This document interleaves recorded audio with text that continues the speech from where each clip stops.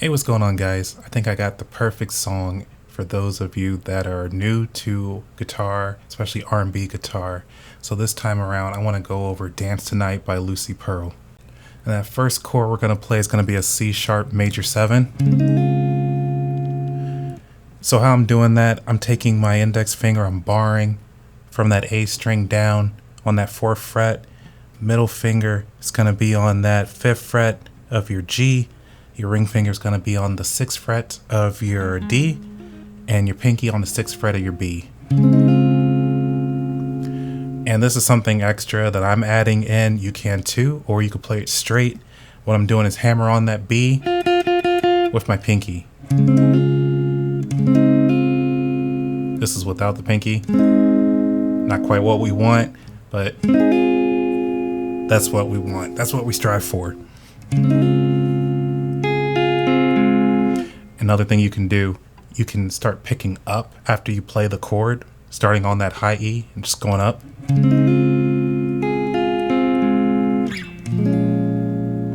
The next one's going to be an A sharp minor 7,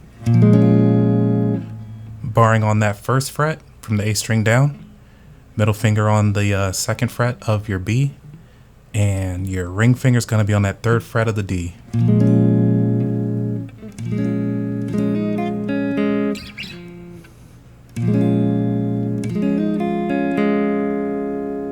And again, you can hammer on with your pinky on that 4th fret of your B.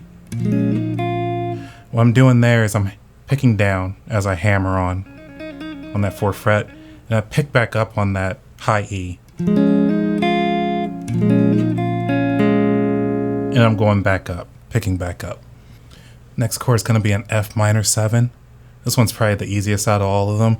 You're just barring everything from your low E, and then you're gonna have your ring finger on that 3rd fret of your A, just like that. What you can do for a hammer on in this shape, what you can do is hammer on that 3rd fret of your G with your pinky.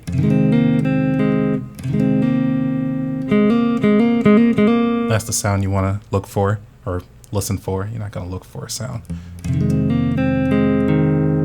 Pick back up. And then it ends on that G sharp major 7. So index on that 4th fret of your low E, middle finger on the 4th fret of your B, ring finger 5th fret of the D, and pinky on the 5th fret of your G.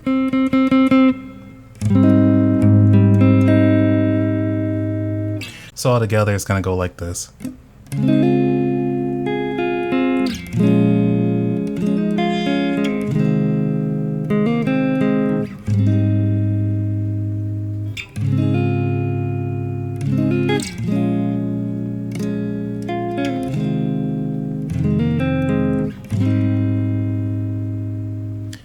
So if you want to stop there, that's cool. If you want to do it another way, I got something for you. So we can still do that first chord the same way,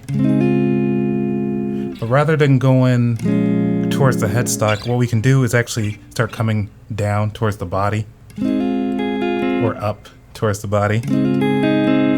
So that next one's still going to be your A sharp minor 7, but we're going to use that shape that we used for that F, where we're barring everything and just having our ring finger on that A string.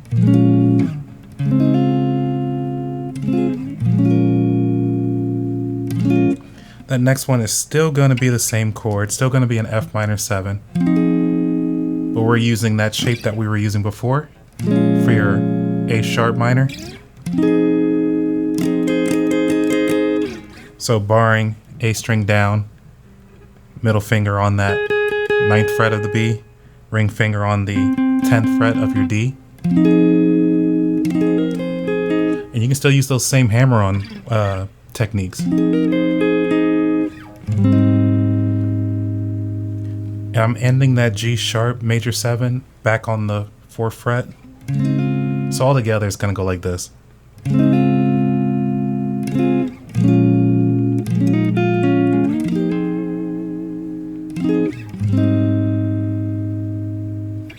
just like that.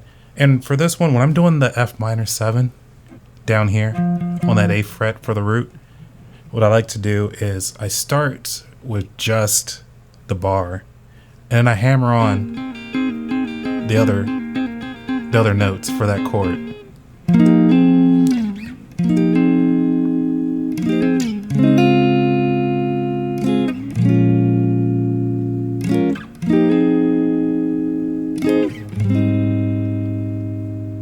So you see, between those two different ways I showed you to play that, I end that G sharp major 7 on that 4th fret, the same shape, but there's a bunch of shapes you can use.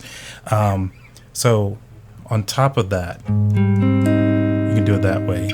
You can come 2 frets over, and we're gonna reach that octave. So if your G sharp is on the 4th on your low E, it is also on the 6th fret of your D string. For the rest of the notes to make up that chord, you're just gonna take your ring finger and bar everything else below the D.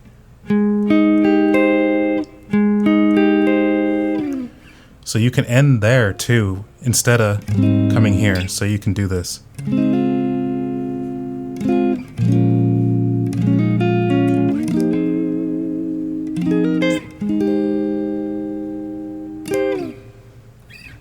Another way, I'm going to show you at least 2 more ways, but you can do your G sharp major 7 like this, barring your 8th fret from your A string down.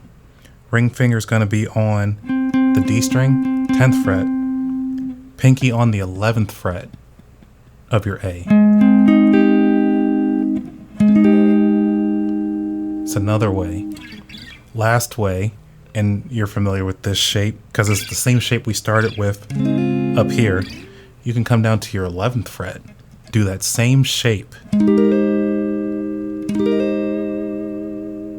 So there's the different ways you can do that. You can even make a game out of it, switching between different major 7s when you're ending your progression.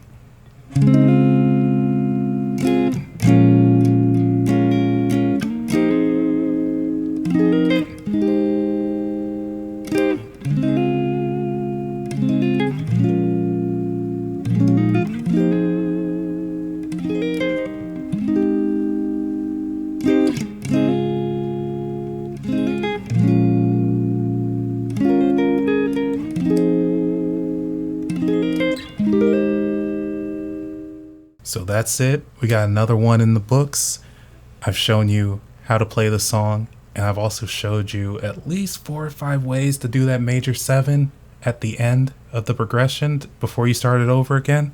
So I think you got your work cut out for you. As always, I just want to say thanks so much to those of you that are watching these videos and subscribing, providing feedback. The channel recently got monetized, so I'm very grateful for that. There's a ton of things I need to get to work on. Well, I'm going to get started on editing this and work on other projects, so I'll catch you in the next one.